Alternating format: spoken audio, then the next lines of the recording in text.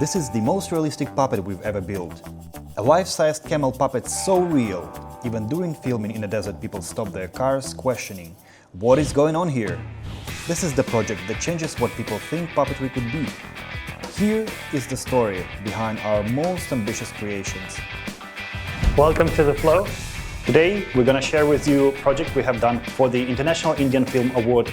We were able to challenge ourselves with the camel, which came to life in 5 weeks and was able to share one of the biggest stages in the UAE, in Abu Dhabi. All the puppets we built based on the actual anatomy of the animal. We had to spend some time with the real camels to make sure that all the joints, all the parts are transferred onto the puppet as it should be.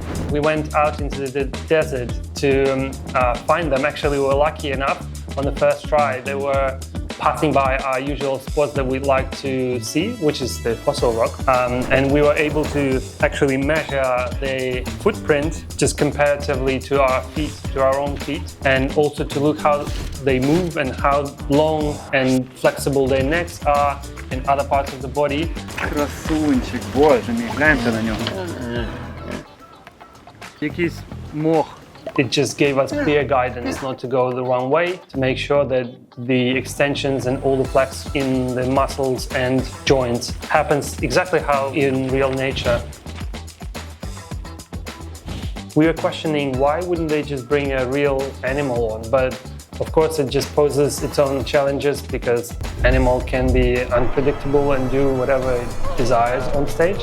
So it's a safer way to go with a puppet, but for us that meant that the challenge would be on, because not only that the puppet had to be proportionally equal to the full adult, full-grown male camel, but also it needed to have the finish that looked and felt to the touch like the real camel, which means like fine fur and textures, shades, and every last detail on the real camel had to be represented on our puppet.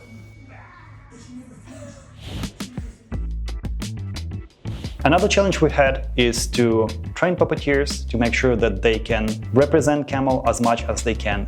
They don't have to manipulate the puppet, they have to become a camel. Our goal was to put 2 puppeteers inside the puppet for the body part and front and rear legs, which was not easy, to be honest.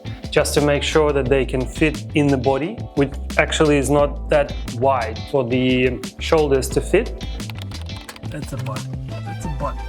On top of it, they had to stay comfortable, which means they needed to have cooling systems to make sure that they can last for more than 20 minutes inside a fully sealed shell, but also a visual feed from the outside, because there's no way to see, and there was never an option for us to just cut a hole, because that's not the way that we normally do things. So instead we decided to put a massive tablet in front of the front puppeteer and then a tiny camera that you can never spot from the outside that was really high definition and was feeding live video stream from the outside front view of the camel. They know where the stage is and what to do and where performers are around them. To help them and guide them a little bit, there was the external puppeteer, the third person, which actually can count as number 1, that was guiding them because he was holding the head and being like a Bedouin for the camel, you know, guiding the camels through the desert. The client, when we delivered the camel, was asking us, what's his name? And we were like, well, we don't really know. We never thought of this. A camel? That's what we said. And then we heard them calling him Peanut. And we were like, oh, that's fun. That's kind of cool because like it kind of fits him. So we were like, why Peanut? And they said, that's actually the main character, princess in the show. She called him Peanut Butter. And they decided not butter, but Peanut is cool. And that's how he got his name. For more than a year before, the government did not allow any other puppet-like camels to be on stage.